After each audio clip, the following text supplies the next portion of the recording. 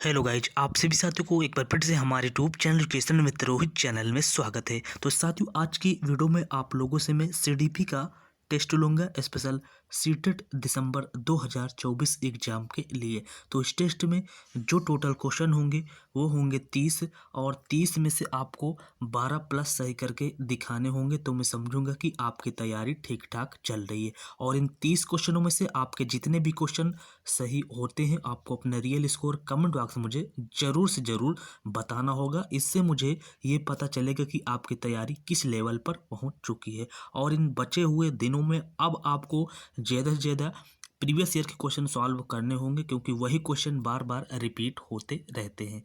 तो चलिए हम इस टेस्ट को स्टार्ट करते हैं और देखते हैं पहला क्वेश्चन क्या है। और आपको मैं बता दूं कि अगर आप मेरी डेली की प्रीवियस ईयर की क्लास देखते होंगे तो इस टेस्ट में बहुत ही अच्छा आप लोग स्कोर करेंगे।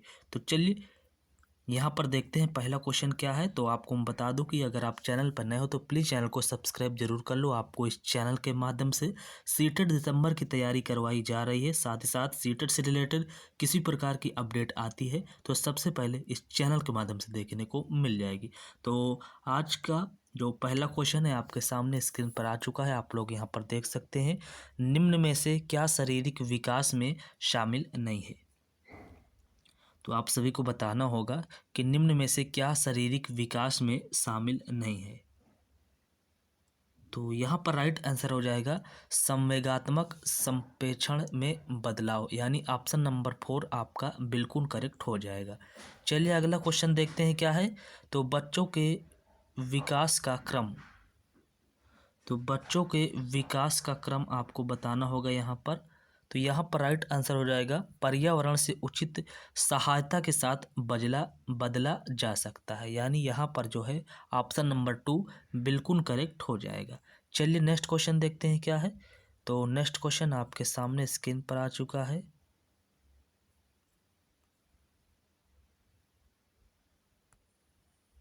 यहाँ पर आप लोग देख सकते हैं, समाजीकरण की प्रमुख प्राथमिक संस्था कौन सी है? तो आप सभी को बताना होगा भाई, समाजीकरण की प्रमुख प्राथमिक संस्था कौन सी है? तो यहाँ पर राइट आंसर हो जाएगा परिवार, यानी ऑप्शन नंबर 3 आपका बिल्कुल करेक्ट हो जाएगा। चलिए नेक्स्ट क्वेश्चन देखते हैं क्या है। तो नेक्स्ट क्वेश्चन आपके सामने स्क्रीन पर आ चुका है। यहाँ पर क्वेश्चन दिया गया है, किस चरण में बच्चे निगमनात्मक तर्क कर पाते हैं व सामाजिक मुद्दों से सरोकार रखते हैं? तो किस चरण में बच्चे निगमनात्मक तर्क कर पाते हैं व सामाजिक मुद्दों से सरोकार रखते हैं? तो यहाँ पर राइट आंसर हो जाएगा ऑप्शन नंबर 4, यानी मूर्त संक्रियात्मक अवस्था। आपका चौथा ऑप्शन बिल्कुल करेक्ट हो जाएगा।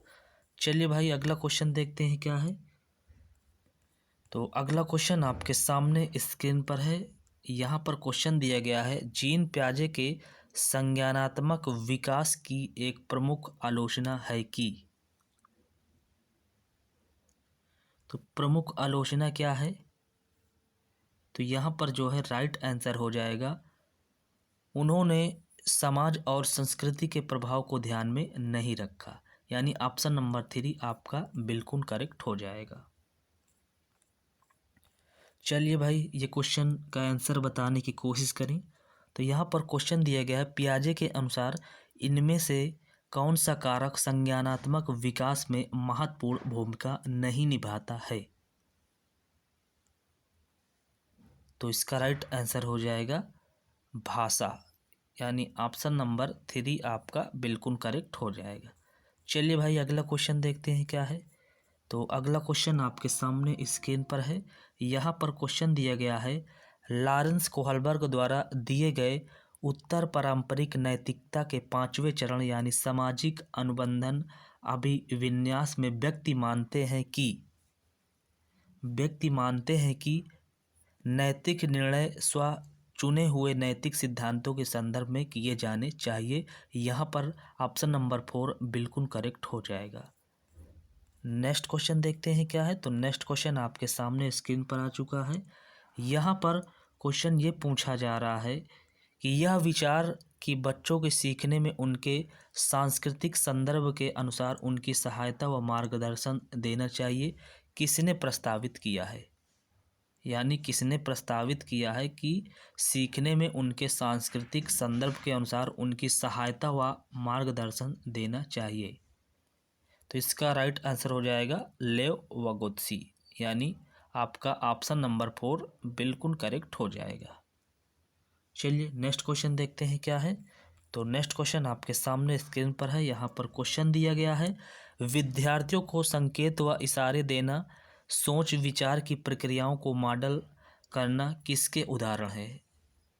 तो ये आप सभी को पता है कि यहाँ पर राइट आंसर हो जाएगा पाड़, यानी ऑप्शन नंबर 4 यहाँ पर भी बिल्कुल करेक्ट हो जाएगा। नेक्स्ट क्वेश्चन देखते हैं क्या है। तो नेक्स्ट क्वेश्चन आपके सामने स्क्रीन पर आ चुका है। तो क्वेश्चन दिया गया है, एक प्रगतिशील कक्षा में, तो एक प्रगतिशील कक्षा में बच्चे अर्थपूर्ण गतिविधियों में संलग्न होते हैं जिससे वे अपनी क्षमता के अनुसार कार्य कर पाएं। तो यहाँ पर आपका ऑप्शन नंबर 1 बिल्कुल करेक्ट हो जाएगा। चलिए भाई अगला क्वेश्चन देखते हैं क्या है। तो अगला क्वेश्चन है, डैश वाले व्यक्ति विशिष्ट स्वरों, लय और ताल के बीच अंतर करने में सक्षम होते हैं जिसे पहचानने में अन्य चूक सकते हैं। तो किसमें जो है स्वरों, लय और ताल के बीच अंतर करने में सक्षम होते हैं, वो कौन से बुद्धि होती है? तो उनमें जो है संगीतमय बुद्धि होती है, यानी आपका जो है ऑप्शन नंबर 4 बिल्कुल करेक्ट हो जाएगा। चलिए नेक्स्ट क्वेश्चन देखते हैं क्या है। तो नेक्स्ट क्वेश्चन आपके सामने स्क्रीन पर है।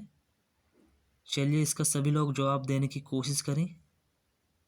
तो यहाँ पर क्वेश्चन दिया गया है, लेओ वगोत्सी के अनुसार भाषा, लेओ वगोत्सी के अनुसार भाषा तो संज्ञानात्मक विकास में बेहद महत्वपूर्ण है। यहाँ पर ऑप्शन नंबर 2 आपका बिल्कुल करेक्ट हो जाएगा।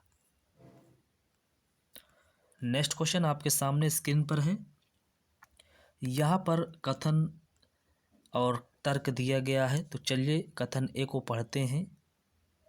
माध्यमिक स्कूल के शिक्षकों के लिए यह महत्वपूर्ण है कि वे मीडिया में जेंडर रूढ़िवादिता के चित्रण को आलोचनात्मक रूप से देखने के लिए छात्रों को सक्षम करें। बिल्कुल सही बात है। और मीडिया समाजीकरण की एक महत्वपूर्ण संस्था, ये भी सही है। तो यहाँ पर आपका जो है ए और आर दोनों सही है। आर सही व्याख्या करता है ए की। तो यहाँ पर पहला ऑप्शन आपका बिल्कुल करेक्ट हो जाएगा। चलिए अगला क्वेश्चन देखते हैं क्या है। तो अगला क्वेश्चन आपके सामने स्क्रीन पर आ चुका है। तो यहाँ पर क्वेश्चन है कि बच्चों के आकलन के बारे में निम्नलिखित में से कौन सा कथन सही नहीं है? तो आपको बताना होगा बच्चों के आकलन के बारे में निम्नलिखित में से कौन सा कथन सही नहीं है। तो यहाँ पर देखिए, आकलन से चिंता और भय पैदा करने में मदद मिलनी चाहिए। तो आपको भय और चिंता नहीं पैदा करनी है, यही जो है आपका सही नहीं होगा। चलिए नेक्स्ट क्वेश्चन देखते हैं क्या है। तो नेक्स्ट क्वेश्चन आपके सामने स्क्रीन पर है, आकलन सीखने से कैसे जुड़ा है? तो आप सभी को बताना होगा आकलन सीखने से कैसे जुड़ा है। तो यहाँ पर राइट आंसर हो जाएगा, आकलन सीखने का एक अभिन्न अंग होना चाहिए। तो साथियों अब आपके पास बहुत ही कम समय बचा हुआ है। तो इन बचे हुए दिनों में अब आपको ज़्यादा से ज़्यादा प्रीवियस ईयर के क्वेश्चन सॉल्व करने होंगे, क्योंकि क्या होता है कि CTET same syllabus same pattern पर कई वर्षों से एग्जाम ले रहा है, तो वही क्वेश्चन बार बार रिपीट होते रहते हैं। तो चलिए अगला क्वेश्चन आ चुका है आपके सामने स्क्रीन पर। यहाँ क्वेश्चन दिया गया है, विद्यालयों में समावेशी शिक्षा, विद्यालयों में समावेशी शिक्षा। तो इन 4 ऑप्शनों में बताने की कोशिश करें इस समावेशी शिक्षा से कौन मेल है। तो यहाँ पर देखिए, विद्यालयों में समावेशी शिक्षा को किसी व्यक्ति या समूह विशेष के प्रति दृष्टिकोण के परिणाम स्वरूप अपनी भेदभावकारी और बहिष्कारी गतिविधियों को दूर करने का उद्देश्य रखना चाहिए। यहाँ पर जो है आपका पहला ऑप्शन बिल्कुल करेक्ट हो जाएगा। यहाँ पर और ऑप्शन क्यों नहीं सही होंगे? क्योंकि यहाँ पर दिया गया है विशिष्ट अधिगम आवश्यकताओं वाले बच्चों की समूह की पहचान और उनका वर्गीकरण, यहाँ पर देखिए कट जाएगा, वर्गीकरण आ गया। यहाँ पर दिया गया है को केवल, केवल उन्हीं बच्चों के लिए, केवल विशेष की यहाँ पर बात की गई है, तो यहाँ पर ये कट जाएगा। को बच्चों की अकादमिक योग्यताओं के आधार पर उनका पृथक्करण आ गया, यहाँ पर ये भी नहीं होगा। तो इस तरह से ये सभी नेगेटिव हैं, बाकी आपका यहाँ पर पहला सही है। चलिए भाई अगला क्वेश्चन देखते हैं क्या है। तो अगला क्वेश्चन आपके सामने स्क्रीन पर आ चुका है। चलिए क्वेश्चन को पढ़िए और सभी लोग जवाब देने की कोशिश करें। तो यहाँ पर क्वेश्चन ये है कि शिक्षक को बच्चों को रचनात्मक रूप से सोचने के लिए प्रोत्साहित कर सकते हैं। उन्हें किसी समस्या को हल करने के विभिन्न तरीकों के बारे में सोचने के लिए कहकर, और दूसरा दिया गया है उन्हें उत्तर रटने के लिए। तो रटने की बात आपको नहीं करना है, दूसरा आपका गलत हो जाएगा। प्रत्यय स्मरण पर आधारित प्रश्न पूछकर, यहाँ पर कहा जा रहा है प्रत्यय स्मरण पर आधारित प्रश्न पूछकर आपको प्रश्न पूछने की बात नहीं करना है। उन्हें किसी समस्या के एक पहलू पर ध्यान केंद्रित करने के लिए कहकर, यहाँ पर एक पहलू गलत हो जाएगा। तो यहाँ पर आपका जो सही हो जाएगा, उन्हें किसी समस्या को हल करने के विभिन्न तरीकों के बारे में सोचने के लिए कहकर। तो आपका पहला ऑप्शन यहाँ पर बिल्कुल करेक्ट हो जाएगा। नेक्स्ट क्वेश्चन आपके सामने स्क्रीन पर है। क्वेश्चन ये दिया गया है कि कक्षा में विविधता को पोषित करने के लिए शिक्षकों को किस पर ध्यान देना चाहिए। यहाँ पर बात की जा रही है कि कक्षा में विविधता को पोषित करने के लिए शिक्षकों को किस पर ध्यान देना चाहिए। तो यहाँ पर राइट आंसर हो जाएगा आपका क्षमता, यानी ऑप्शन नंबर 4 आपका बिल्कुल करेक्ट हो जाएगा। नेक्स्ट क्वेश्चन आपके सामने स्क्रीन पर है। यहाँ पर क्वेश्चन दिया गया है कि वंचित पृष्ठभूमि के छात्रों वाली विविधता की कक्षा में एक शिक्षक को, तो एक शिक्षक को जो है अपने अनुभव साझा करना चाहिए और सभी बच्चों को अपने अनुभव साझा करने के लिए प्रोत्साहित करना चाहिए। यहाँ पर ऑप्शन नंबर 4 आपका बिल्कुल करेक्ट हो जाएगा। चलिए भाई अगला क्वेश्चन देखते हैं क्या है। तो अगला क्वेश्चन आपके सामने स्क्रीन पर है। यहाँ पर अभिकथन ए और तर्क आर को पढ़ना है और नीचे फिर सही विकल्प का चुनाव करना है। यहाँ पर दिया गया है अभिकथन ए में कि गुणज वैकल्य से जूझ रहे विद्यार्थियों को उपयुक्त सामग्री जैसे कि हस्त कौशल युक्त वस्तुएं, गणक यंत्र और गणित के ऐप उपलब्ध कराना महत्वपूर्ण है। और नीचे दिया गया है कि स्वालीनता से जूझ रहे विद्यार्थी गत्यात्मक क्रियाओं को बार बार दोहराते हैं। तो यहाँ पर देखिए दोनों सही है, लेकिन यहाँ पर व्याख्या आपकी सही नहीं हो रही है, क्योंकि यहाँ पर जो है गुणज वैकल्य की बात हो रही है, यहाँ पर स्वालीनता से जूझ रहे विद्यार्थी की बात हो रही है। तो आपका जो है ए और आर दोनों तो सही, लेकिन सही व्याख्या नहीं है। तो यहाँ पर जो है आपका दूसरा ऑप्शन बिल्कुल करेक्ट हो जाएगा। चलिए भाई अगला क्वेश्चन देखते हैं क्या है।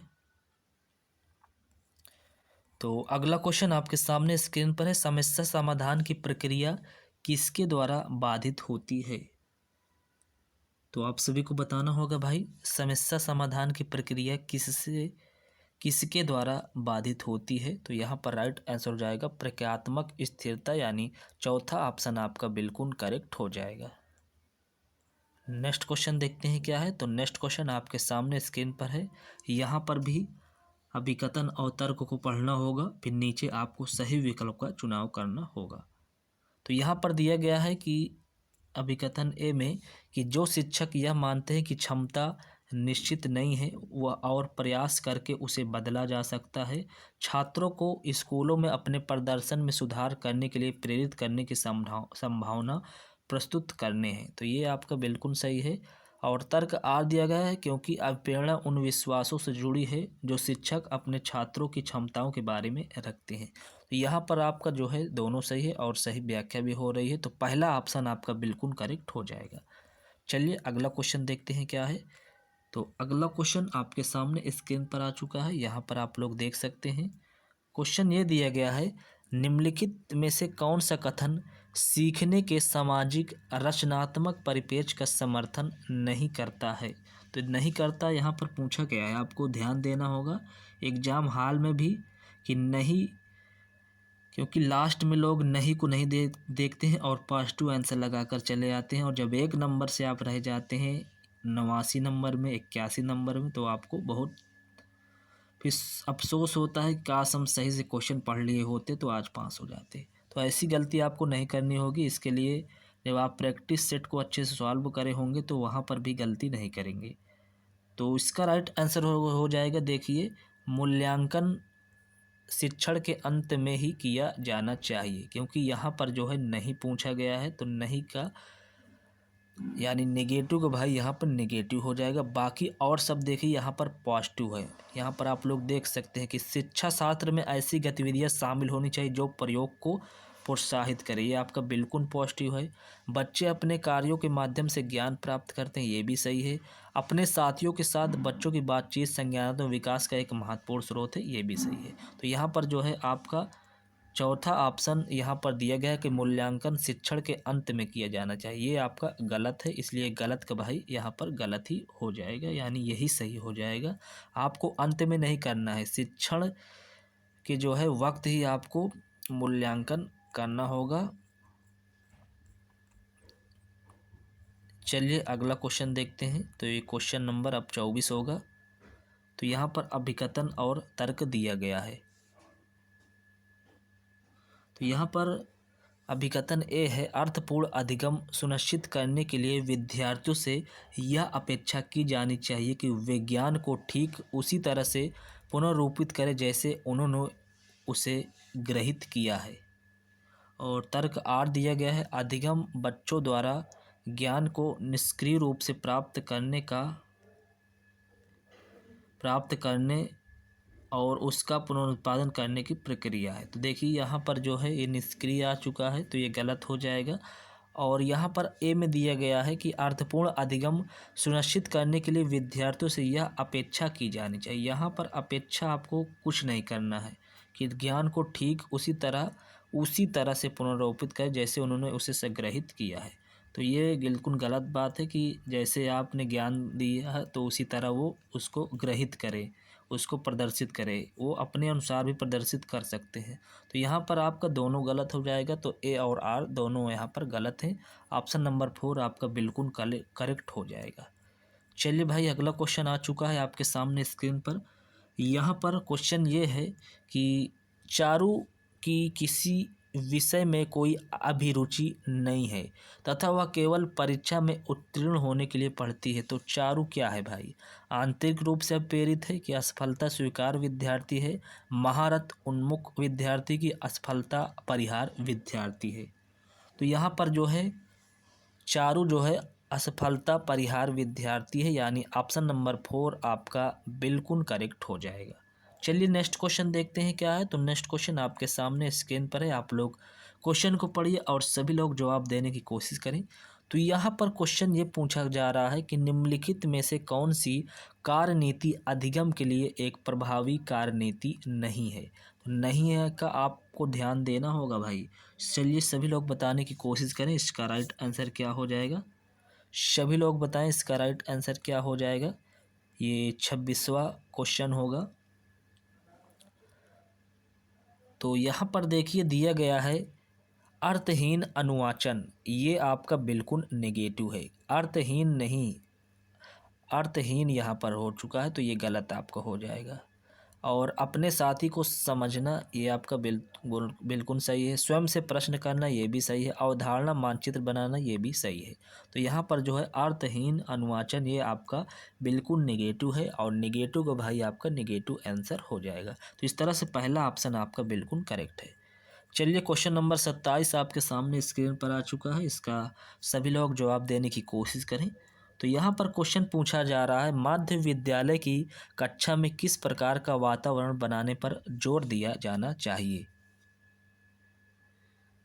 तो देखिए यहाँ पर भय और तनाव तो होगा नहीं, ये बिल्कुल गलत है। निवेदना और रटना, ये भी नहीं होगा।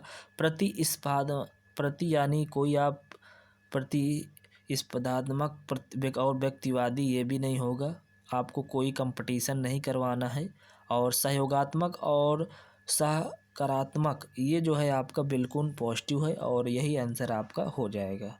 यानी पहला ऑप्शन आपका बिल्कुल यहाँ पर करेक्ट हो जाएगा। नेक्स्ट क्वेश्चन क्या है, तो नेक्स्ट क्वेश्चन आपके सामने स्क्रीन पर है। क्वेश्चन यह है कि नई शिक्षा नीति 2020 जैसी समकालीन नीतियाँ सीखने के लिए शिक्षा शास्त्र को प्रस्तावित करती है। तो यहाँ पर राइट आंसर हो जाएगा अनुभवात्मक, यानी आपका ऑप्शन नंबर 2 बिल्कुल करेक्ट हो जाएगा। नेक्स्ट क्वेश्चन आपके सामने स्क्रीन पर है, आप लोग यहाँ पर देख सकते हैं। क्वेश्चन ये दिया गया है कि बच्चों को नई अवधारणाओं के परिचय का क्रम क्या होना चाहिए। सभी लोग बताने की कोशिश करें भाई, इसका राइट आंसर क्या हो जाएगा। यहाँ पर ये 29वां क्वेश्चन है। तो देखिए इसका राइट आंसर हो जाएगा आपका अपरिचित से परिचित, यानी ऑप्शन नंबर 4 आपका बिल्कुल करेक्ट हो जाएगा। नेक्स्ट क्वेश्चन आपके सामने स्क्रीन पर आ चुका है, चलिए इसका जवाब देने की कोशिश करें। यहाँ पर क्वेश्चन दिए गए, विद्यालय में विद्यार्थियों का अर्थपूर्ण अधिगम डैश से नकारात्मक रूप से प्रभावित होता है और डैश से सकारात्मक रूप से प्रभावित होता है। तो आपको बताना होगा कि किससे जो है नकारात्मक अधिगम प्रभावित होगा और किससे जो है सकारात्मक अधिगम प्रभावित होगा। तो आप सभी लोग बताएं भाई, इसका राइट आंसर क्या हो जाएगा, कौन सा ऑप्शन बिल्कुल सही बैठेगा। तो यहाँ पर देखिए दिया गया है कि विद्यालय में विद्यार्थियों का अर्थपूर्ण अधिगम, तो आपका जो है बहिष्करण प्रथाओं से नकारात्मक रूप से प्रभावित होता है और शिक्षार्थी केंद्रित शिक्षा शास्त्र से जो है आपका सकारात्मक रूप से प्रभावित होता है। तो यहाँ पर आपका पहला ही ऑप्शन बिल्कुल करेक्ट हो जाएगा। सो फ्रेंड्स, ये रहे आपके सामने सीडीपी के पूरे 30 क्वेश्चन। तो इन 30 क्वेश्चनों में से आपके कितने क्वेश्चन सही हुए हैं, आपको अपना रियल स्कोर कमेंट बॉक्स में मुझे ज़रूर बताना है। और ऐसे ही डेली प्रीवियस ईयर के क्वेश्चन टेस्ट फॉर्मेट में सॉल्व करने के लिए आपको चैनल को सब्सक्राइब कर लेना होगा। आप लोग डेली प्रैक्टिस सेट इसी के माध्यम से अपना स्कोर देखिए कि कितना स्कोर आपका आ रहा है, कहाँ पर गलती हो रही है, उस पर अभी आप सुधार कर सकते हैं।